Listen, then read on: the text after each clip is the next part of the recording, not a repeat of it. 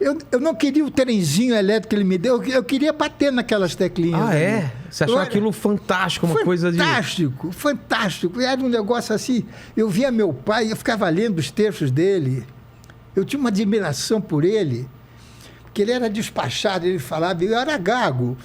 Então, Você era gago? eu era gago, mesmo? era. Gozado isso, né?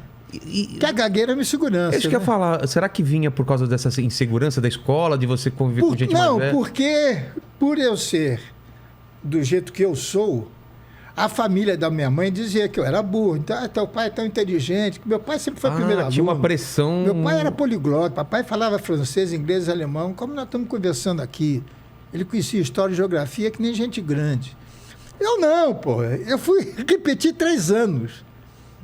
Entendi. Até o dia que ele descobriu... Mas com certeza isso, a gagueira devia ter um peso. Isso, Tinha, né? e ser filho do Manuel de Nobre. Né? Era uma... É um peso, né? Era um peso. Até que um dia eu repeti, era científico, eu queria fazer engenharia, imagine que estava na minha cabeça. Aí, rapaz, eu repeti novamente e meu pai tinha o maior salário do rádio nessa época. Eu quero estudar de noite, que eu quero pagar meus estudos. Você falou para ele? Falei, que eu sou mau aluno, não é justo. Aí ele me deu um esporro danado. Ele era muito mandão, ele era muito... Centralizador? Demais. E ele queria o filho dele diplomado. E o pessoal também não entende que era outra época também, né? A criação era totalmente diferente. Totalmente diferente. Então, quando eu disse que escrevia, a primeira coisa que ele jogou na cara é: mas você é gato, como é que você vai trabalhar em rádio? Eu falei, eu vou ficar bom. E fiquei. Você falou isso para ele? Não, eu falei, eu vou ficar bom. E comecei a escrever. Daí surgiu o Golias. Mas desculpa só interromper, mas você era tímido ou você era expansivo? Não, eu era tímido. É? Eu era tímido. Eu tenho um filho que é igualzinho a mim. Na família, eu era tímido. Na escola, eu era o pior aluno, eu era o mais moleque. Mas falava, aprontava? Aprontava todas. Ah, então era mais na família e com gente conhecida. A família me abafava. Entendi. A família me abafava, porque... o meu avô materno tinha uma loucura por mim, me adorava, e aquilo me custou um pouco caro. Entendi.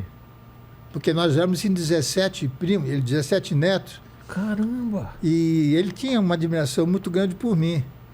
E aconteceu uma coisa interessante. Acho que eu nunca contei isso, Vilela. Eu comecei a trabalhar na televisão, na TV Rio, e eu morava em São Paulo. E eu queria ver meu avô, eu adorava meu avô. Aí eu fui. Só que a família me encheu o saco.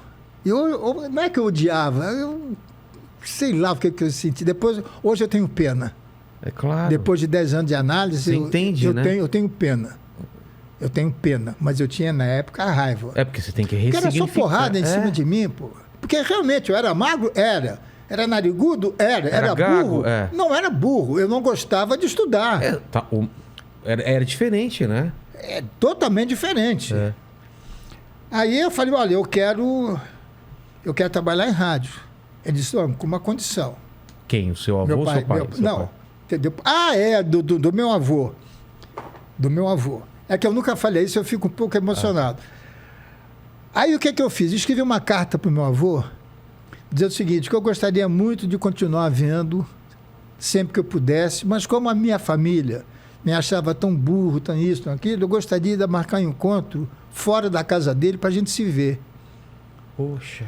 Olha, o português deu, eu não sei o que ele fez, porque deu uma mudada. A família dele começou a achar que eu era o homem mais gordo do mundo, o mais inteligente do mundo, Ele deve ter dado uma comida de rabo no pessoal. Deu. Deu. E o pessoal respeitava ele? Respeitava. Então... Que ele é daqueles portugueses, ele veio de porão de navio. Português de onde? Ele era perto de Fátima. Sei. Eu não sei... Porque o outro meu avô eu sei, é Ilha da Madeira. Milagres. É pertinho de onde tem Fátima. Sei. E ele veio para o Brasil e fez... Porão mesmo? Ele fez a vida dele aqui. Veio dormindo em cima de saco. E ele cresceu. E ele fez o quê aqui? Ele passou a ser representante do Moinho Inglês para Niterói e aquela parte da Grande Niterói. Sei. Vendendo farinha, farelinho, biscoitos da mulher, Nestlé, essas coisas todas, ele era representante. E ganhou muito dinheiro. Tanto é que a família não queria que minha mãe se casasse com meu pai. Porque meu pai era um aventureiro de rádio, era um locutor de rádio. E os irmãos da minha mãe estudaram na Europa, em Coimbra, aquele negócio todo. Todos, sem exceção, foram um dia pedir ajuda para o meu pai. Olha só como o mundo dá volta. Todos. Caramba. Porque você não precisa ter raiva. Deus está no nosso caminho, você tem... você tem o teu caminho, você tem o seu destino. A melhor vingança é viver bem, né? Para mim foi bom, na época foi ruim.